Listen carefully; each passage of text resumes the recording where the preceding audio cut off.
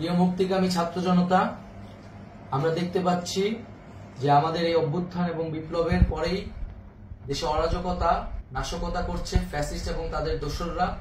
আমরা দেখতে পাচ্ছি যে বিভিন্ন জায়গায় এখন গোলাগুলি চলছে, মন্দিরে হামলা হচ্ছে এবং নাশকতা ও লুটপাট করছে। আমরা মনে করি আমাদের যে ছাত্র নাগরিকদের অভ্যুত্থান তাকে নস্যাৎ করার জন্যই পরিকল্পিতভাবে এই ধরনের ঘটনা ঘটানো হচ্ছে। আমরা মুক্তিকামী ছাত্র জনতাকে সজাগ এবং সতর্ক থাকতে আহ্বান জানাচ্ছি এবং আমাদের যে অন্তর্বর্তীকালীন সরকার, আমরা সেই সরকারের যে প্রস্তাবনা 24 ঘন্টার সময় নিয়েছিলাম, জরুরি পরিস্থিতি মোতাবেক আমরা এখনই তার একটি রূপরেখা ঘোষণা করছি। আমরা সিদ্ধান্ত নিয়েছি যে সর্বজন গ্রহণযোগ্য আন্তর্জাতিক খ্যাতিসম্পন্ন নোবেল পুরস্কার বিজয়ী ডক্টর মোহাম্মদ ইউনূসকে প্রধান উপদেষ্টা করে অন্তর্বর্তীকালীন সরকার গঠন করা হবে এবং ডক্টর মোহাম্মদ ইউনূসের সাথেও আমাদের কথা হয়েছে। তিনি ছাত্র জনতার আহ্বানে বাংলাদেশকে রক্ষা করতে এই গুরু দায়িত্ব নিতে সম্মত হয়েছে। আমরা সকালের মধ্যেই আমরা এই সরকার গঠনের প্রক্রিয়া দেখতে চাই। রাষ্ট্রপতির কাছে আহ্বান থাকবে যে দ্রুত সময়ের মধ্যে ডক্টর মোহাম্মদ ইউনূসকে প্রধান উপদেষ্টা করে অন্তর্বর্তীকালীন সরকার গঠন করা হোক এবং এই অন্তর্বর্তীকালীন সরকারের বাকি সদস্যদের নামও আমরা সকালের মধ্যে ঘোষণা করব।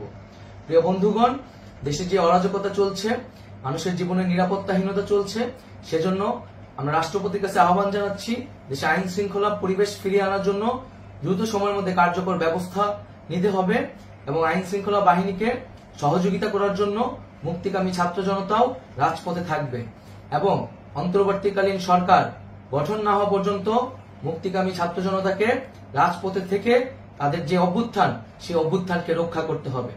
প্রিয় বন্ধুগণ, আমরা রক্ত দিয়েছি, শহীদ হয়েছি।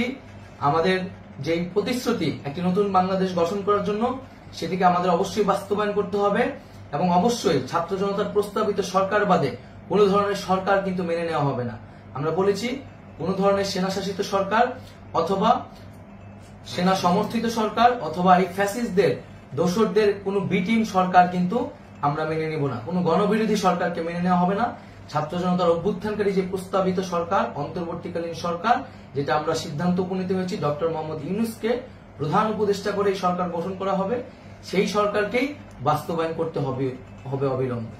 আগামীকাল সকাল থেকে সকলকে আহ্বান জানাচ্ছি রাজপথে থাকার জন্য এবং আমাদের যে সাম্প্রদায়িক সম্প্রীতি এবং রাষ্ট্রীয় সম্পদ রক্ষা কমিটির ঘোষণা হয়েছে বৈষম্যবিরোধী ছাত্র আন্দোলনের নেতৃত্বে, সকল পাড়ায় পাড়ায় এলাকায় এলাকায় সেই কমিটি পাহারায় থাকবে। আমাদের সংখ্যালঘু কমিউনিটিকে আমাদের রক্ষা করতে হবে, রাষ্ট্রীয় সম্পদ এবং এই দেশকে রক্ষা করতে হবে আমাদের।